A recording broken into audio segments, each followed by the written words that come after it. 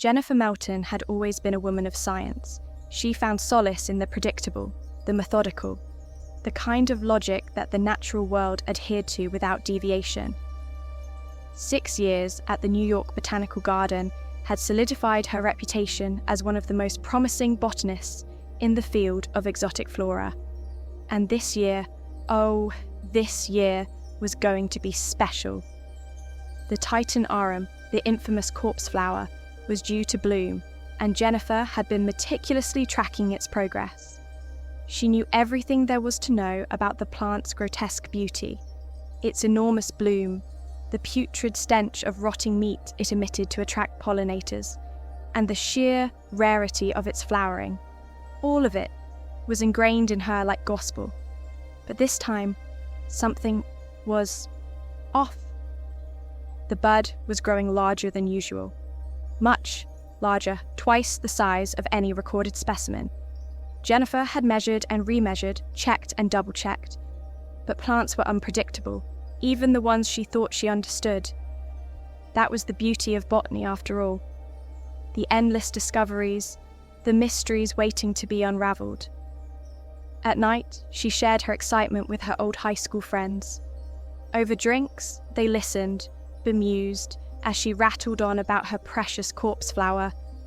They teased her, called her obsessed. She didn't mind. They didn't understand. How could they? None of them had ever stood in the still silence of a greenhouse at midnight, listening to the slow, secretive breathing of things older than time. 3 weeks before the bloom, Jeniffer hardly slept. She watched, she waited, and then, one night, she heard something. A whisper. It wasn't words exactly, but a voice, muffled, unintelligible, like the sound of someone speaking in tongues. At first, she chalked it up to exhaustion. She was alone in the humid dark of the greenhouse. The security cameras showed nothing unusual. And yet, the whispering continued, a low, ceaseless muttering. The next night, it came again, and again. By the time the week of the bloom arrived, Jeniffer's nerves were frayed, but she told no one. Instead, she threw herself into her work. She had prepared everything. The media coverage, the public invitations, the live commentary setup. The garden was buzzing with excitement. Hundreds of visitors gathered to witness nature's rare spectacle.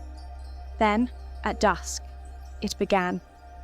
The corpse flower unfurled its colossal petals, revealing not the expected towering spadix, but a head. Jeniffer's breath hitched in her throat. It was small, the size of an orange, with grey sagging flesh. Its bulbous, gelatinous eyes rolled in their sockets, scanning the crowd. And then, in a horrible, shuddering movement, the thing twitched. Its lips, if they could be called lips, quivered. A wet, sucking sound emerged from its throat, followed by a hideous, rhythmic chant. The same whispering Jeniffer had heard in the dark. The crowd's excitement turned to dread. A murmur of confusion rippled through the visitors, then escalated into gasps, cries of fear. The head, God, it was moving, tilting upward, its eyes locked onto Jeniffer. And then it spoke. "Jeniffer! Jeniffer!" Her stomach clenched so hard she nearly doubled over.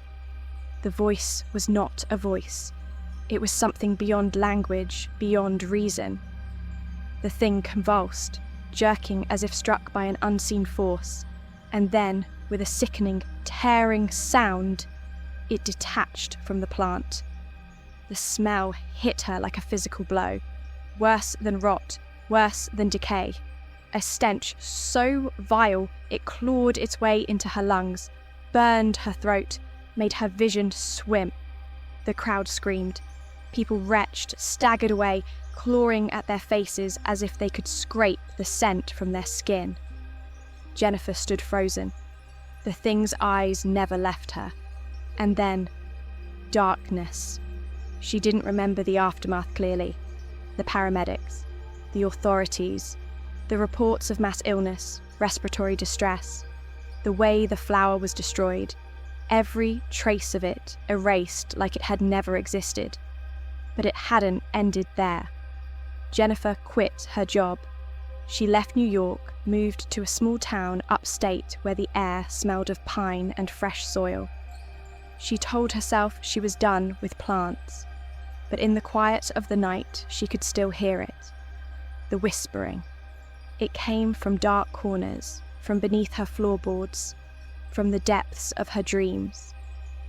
It would start as a murmur, rise into a wet, sucking chant. And in her nightmares, the corpse flower bloomed again. Only this time, its grotesque, sagging head wasn't a stranger's. It was her own.